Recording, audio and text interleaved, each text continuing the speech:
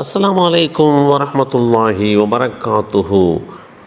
அல்லாஹுடைய தூதர் ஸல்லல்லாஹு அலைஹி வஸல்லம் அவர்கள் கூறினார்கள், ஒரு முறை சாப்பிட்ட பின் அதற்காக அல்லாஹுவை போற்றி புகழ்கின்ற அல்லது ஒரு முறை பானம் அருந்திய பிறகு அதற்காக அல்லாஹுவை போற்றி புகழ்கின்ற அடியான் குறித்து அல்லாஹ் திருப்தி கொள்கிறான். இந்த செய்தி அனஸ் இப்னு மாலிக் ரலியல்லாஹு அன்ஹு அவர்கள் மூலமாக அறிவிக்கப்பட்டு ஸஹீஹ் முஸ்லிமில் 5282 என்ற எண்ணிலே பதிவு செய்யப்பட்டிருக்கிறது.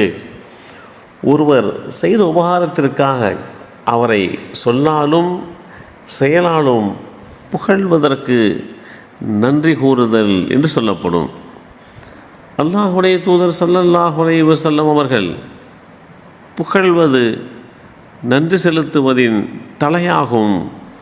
அல்லாஹுவை புகழாத அடியான் அல்லாஹ்விற்கு நன்றி செலுத்தாத அடியான் என்று குறிப்பிட்டார்கள். உபகாரத்தை அடைந்த ஒருவர் அதற்காக அல்லாஹுவை புகழ வேண்டும் என்று இஸ்லாம் வழிகாட்டி தருகிறது. அல்லாஹுடைய அருட்கொடைகளுக்கு தொழுகை என்ற செயலால் நன்றி செய்யுங்கள் என்று அல்லாஹுடைய தூதர் ஸல்லல்லாஹு அலைஹி வஸல்லம் அவர்கள் குறிப்பிட்ட இந்த செய்தி அபூ பக்கரா ரலியல்லாஹு அன்ஹு அவர்கள் மூலமாக அறிவிக்கப்பட்டு ஸஹீஹ் அபூ தாவூத் என்ற நூலிலே 2774 என்ற எண்ணிலே பதிவு செய்யப்பட்டிருக்கிறது. அபூ பக்கரா ரலியல்லாஹு அன்ஹு அவர்கள் அறிவித்தார்கள், தனக்கு மகிழ்ச்சியான செய்தி வந்தால் அல்லது அதன் மூலம் மகிழ்ச்சி அடைந்தார்கள் என்றால் அல்லாஹ்விற்கு நன்றி செலுத்தும் முகமாக அல்லாஹ்விற்கு சிரம் பணிவார்கள், சஜிதா செய்வார்கள் என்று குறிப்பிடுகிறார்கள். முகிரத்து இப்னு ஷுஅபா ரலியல்லாஹு அன்ஹு அவர்கள் அறிவித்தார்கள், அல்லாஹுடைய தூதர் ஸல்லல்லாஹு அலைஹி வஸல்லம் அவர்கள் தங்கள்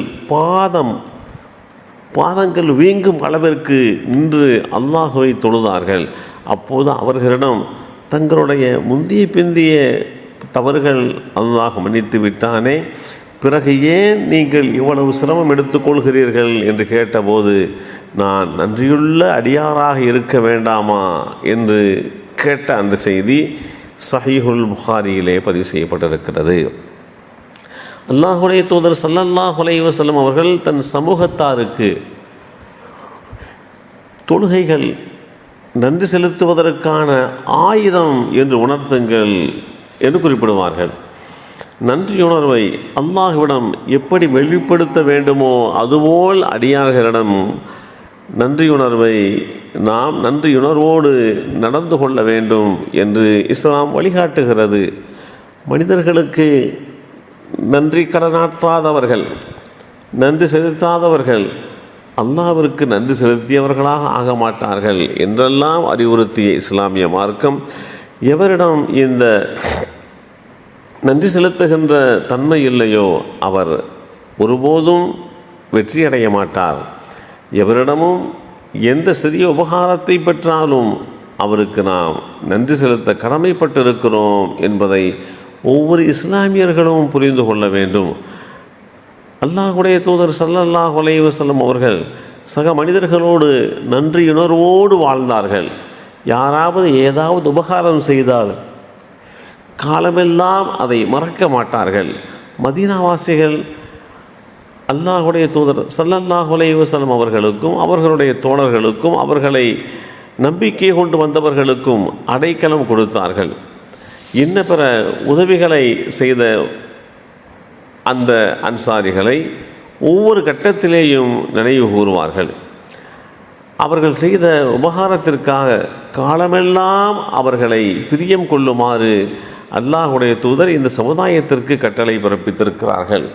அன்சாரிகளை பிரியம் கொள்வது விசுவாசத்தின் ஒரு பகுதி என்று அல்லாஹுடைய தூதர் ஸல்லல்லாஹு அலைஹி வஸல்லம் அவர்கள் அறிவுறுத்திய செய்திகளையும் நபிமொழி தொகுப்புகள் தெளிவுபடுத்தி காட்டுகிறது. எல்லாம் வல்ல அல்லாஹு தாலா அவனை புகழ்ந்து நன்றியுள்ள அடியாராக வாழ்கின்ற வாய்ப்பை நமக்கும் நம் சந்ததிகளுக்கும் வழங்கி அருள் புரிவானாக. அஸ்ஸலாமு அலைக்கும் வரஹ்மத்துல்லாஹி வபரக்காத்துஹு.